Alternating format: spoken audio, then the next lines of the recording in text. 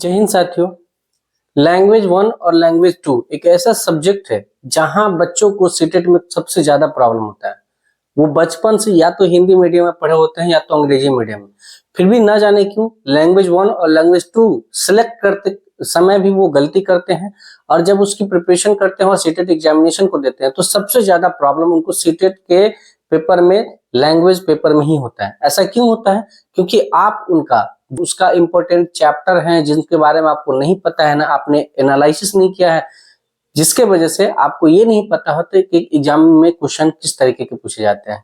तो इस वीडियो में आपके इसी प्रॉब्लम का हम सॉल्यूशन लेके आए हैं। आपको बताएंगे कि आपको पेपर 1 और पेपर 2 में जो भी लैंग्वेज आप सिलेक्ट कर रहे हैं उस लैंग्वेज के लिए आपकी तैयारी कैसी होनी चाहिए और किस चैप्टर को आपको महत्वता देना है, किसको आपको अच्छे से पढ़ना है, ताकि आपका भी सीटेट में लैंग्वेज पेपर को सॉल्व करने का स्पीड बढ़िया हो जाए और एक्यूरेसी भी बहुत अच्छी हो जाए। तो चलिए बिना किसी देरी के हम शुरू करते हैं।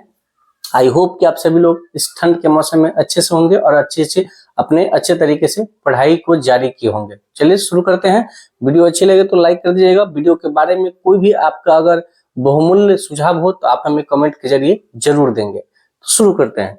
देखिए, आप एक जान लीजिए कोई भी जैसे पेपर 1 और पेपर 2 में आपको पता है कि 150 में से 75 से 90 क्वेश्चन आपके आते हैं पेडागोजी से, सभी सब्जेक्ट को मिला लिया जाए तो सीडीपी 30 नंबर और भी जो 4 सब्जेक्ट होते हैं, चारों सब्जेक्ट में 15-15 कंटेंट, 15-15 पेडागोजी। यानी कहने का मतलब कि पेडागोजी आपका गेम चेंजर है। अगर पेडागोजी के नस को आपने पकड़ लिया, फिर सीटेट के एग्जामिनेशन के लिए आपको किसी से पूछने की आवश्यकता नहीं होगी, बस आपके सीडीपी के नेचर को समझना है।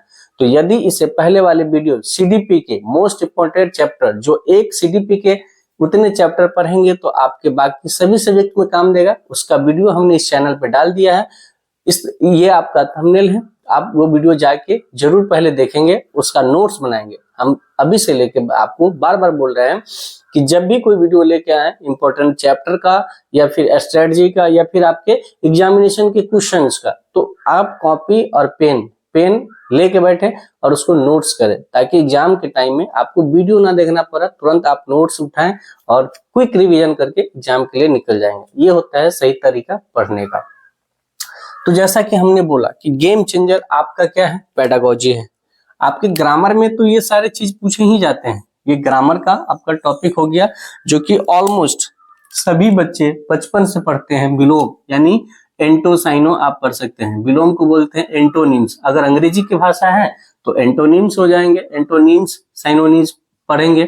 समानार्थी का मतलब हुआ साइनोनिम्स, ठीक है, साइनो हो गया। मुहावरा का मतलब हो गया प्रोवर्ब। आप लोग सब दिन से पढ़ते 9 2 11 होना, भाग जाना, इस तरीके के मुहावरे पूछे जाएंगे। लोगों को दिया, आप इसको 1 वर्ड सब्स्टिट्यूशन बोल सकते हैं, अनेक शब्दों के लिए एक शब्द होता है ना। गद्यांश, जिसको आप इंग्लिश में पैसेज बोलेंगे, पैसेज बोला जाता है कि कोई एक तरीके का आपका कहानी होगा और कहानी से रिलेटेड आपको क्वेश्चन पूछ दिया जाएगा। कभी कभी कहानी बहुत आसान होंगे, आपको लाइन बाय लाइन आंसर मिल जाएगा, और कभी कभी आपकी कहानी के बेस्ड पे, यानी कहानी जो पूछा गया है उसके मूल्यों पर आधारित क्वेश्चन पूछ देंगे कि उस कहानी से आपको क्या सीख मिलती है। उस कहानी से एप्रोप्रिएट क्वेश्चन पूछे जाते हैं, ठीक है। पर्यायवाची शब्द पूछे, ये भी एक तरीके का समानार्थक शब्द ही होता है। और वाक्य शुद्धि का इस तो थोड़ा बहुत समास और प्रत्यय वगैरह भी पूछे जाते हैं। तो ये तो ग्रामर का चीज हुआ, जो कि ऑलमोस्ट प्रत्येक बच्चे कर लेते हैं। प्रॉब्लम कहाँ आती है? उनके पेडागोजी में। अब इनको यही नहीं पता होता है कि हिंदी या अंग्रेजी के लिए पेडागोजी क्या अलग अलग चीजें होती है। बिल्कुल नहीं। भाषा कोई भी हो, भाषा किसी भी भाषा के लिए पेडागोजी एक ही होता है, बस उसका वर्जन चेंज हो जाता है, लैंग्वेज चेंज हो जाता है। अब हिंदी है तो हिंदी भाषा में आएगा, अंग्रेजी है तो अंग्रेजी में उसका बस भाषा चेंज हो जाएगा, ठीक है, भाषा चेंज हो जाता है। तो ये चीज आप ध्यान रखिएगा। तो अब हम चलते हैं अपने इंपॉर्टेंट चैप्टर पे, जिसे हमें पेडागोजी में कंटेस्ट करना है, पढ़ना है, अच्छे से समझना है। पहला आता है भाषा अधिगम और भाषा अर्जन। चूंकि हम भाषा के बारे में समझ रहे हैं तो हमको पता होना चाहिए कि भाषा का अधिगम यानी भाषा सीखने की जो प्रक्रिया है, भाषा यानी इसको इंग्लिश में बोलते हैं लैंग्वेज लर्निंग, यानी भाषा को सीखना, और भाषा को अर्जन करना, भाषा को एक्विजिशन करना, वो क्या है। तो भाषा लर्निंग यानी भाषा अधिगम और भाषा अर्जन को हमें पढ़ना है बहुत अच्छे से, डिटेल से, ताकि ये किसी भी भाषा में अगर आपका पेडागोजी आए तो इससे बाहर क्वेश्चन आपका नहीं जाए। भाषा अर्जन का कई विधि होता है, भाषा लर्निंग का कोई टेक्निक होगा, वो चीजें हमें पढ़ना है। अब ये चीजें कहाँ से मिलेंगी, वीडियो के एंड तक अब बने रहिएगा, हम उसका भी उपाय बताएंगे। उसके बाद होना चाहिए क्या, तो रचनात्मक अप्रोच होना चाहिए। भाषा सीखने का जो है रचनात्मक कंस्ट्रक्टिविज्म जो अप्रोच होता है, अप्रोच मतलब तरीका, वो उसके बारे में हमको जानना है। एरर एनालिसिस के बारे में पता करना है कि जो भाषा में गलतियां होती हैं उस गलतियों को परखना और गलतियों पे काम करना, वो किस तरीके से किया जाता है, तो ये एरर एनालिसिस पे काम करना है। मल्टीलिंगुअल क्लासरूम होना चाहिए, यानी बहुभाषी बहुभाषी बहुभाषी कक्षा होनी चाहिए, है ना, या बहुभाषी शिक्षण होना चाहिए, जो हमारा भाषा का क्लासरूम होना चाहिए। ऐसा नहीं कि सिर्फ अगर हिंदी में हम पढ़ा रहे हैं एज ए टीचर तो हिंदी में ही पढ़ाते जा रहे हैं, नहीं, बच्चों के डिमांड पे कोई बच्चा अगर लोकल लैंग्वेज में जानना रहे तो उसको लोकल लैंग्वेज, कोई भोजपुरी समझना चाह रहा है तो भोजपुरी में भी उसको बताएं, कोई अंग्रेजी जानना चाहता है तो अंग्रेजी में, यानी एक ही क्लास में अलग अलग भाषाओं का उपयोग कर सभी बच्चों को एक जगह, सभी बच्चों को एक समान देखना है ना, तो इसलिए हमें बहुभाषी कक्षा होनी चाहिए। असेसमेंट इन लैंग्वेज, यानी भाषाओं में आकलन, है ना, भाषाओं में आकलन या भाषाओं का आकलन आप कह लीजिए, है ना, आकलन, ये हमें बहुत जरूरी हो जाता है कि भाषा का आकलन हमें करना होता है कि बच्चे भाषा जब सीख रहे हैं तो उसको आकलन असेसमेंट कैसे करेंगे। उसके बाद हमें एनसीएफ 2005 के बारे में पढ़ना है। अब तो एनसीएफ 2022 भी आ गया है, तो इससे भी कभी कभी क्वेश्चन पूछा जाता है। और यदि आपने एनसीएफ 2005 के बारे में नहीं पढ़ा है तो एनसीएफ का हमने वीडियो प्रॉपर डाला है, नोट्स टाइप का, जो एनसीएफ से जितने भी क्वेश्चन आपके पूछे जा सकते हैं वो सारे नोट्स उसमें अवेलेबल है, टू द पॉइंट। उसके बाद एनईपी 2020 न्यू एजुकेशन पॉलिसी 2020 क्या कहती है उसके बारे में हमको जान लेना है। एक और आरटी एक्ट 2009 के बारे में पढ़ना है, और आरटी एक्ट 2009 का भी हमने वीडियो इस चैनल पे डाला हुआ है। तो आप सिर्फ और सिर्फ स्ट्रेटजी वीडियो या अंतिम 30 दिन में पास करें, ये वीडियो देख के आप पास नहीं हो सकते हैं, इतना आप गारंटी लीजिए। जो उसमें बताया जाता है उनके द्वारा उसको फॉलो करना होता है ना। जब तक आप पढ़ेंगे नहीं तो खाली वीडियो देख के आप थोड़ी पास हो जाएंगे। तो ये ऐसे इंपॉर्टेंट चैप्टर हैं जो किसी भी भाषा के लिए आपका पेडागोजी, आप जान लीजिए कि आपका यहाँ से ना 10 से 12 नंबर आने वाला है ना, और यहाँ पर 15 से 18 नंबर के क्वेश्चन पेडागोजी से पूछे जाते हैं। तो गेम चेंजर तो आपका होगा पेडागोजी। और ओवरऑल सीटेट भी देखा जाए तो ओवरऑल सीटेट में पेडागोजी जो है गेम चेंजर का रोल अदा करता है। तो आई होप कि आपको आज के बाद भाषा में कितना और कैसे पढ़ना है। अच्छा, ये जो सारे चैप्टर हैं अब इसको तैयार कैसे करना है, तो इस सारे चैप्टर को अगर आपके पास बुक है तो बुक से, बुक में नहीं है तो आप यूट्यूब पे जाएंगे और लिखेंगे भाषा अधिगम और भाषा अर्जन समरी, है ना, 5 से 10 15 मिनट का वीडियो में आपका सारा हो जाएगा।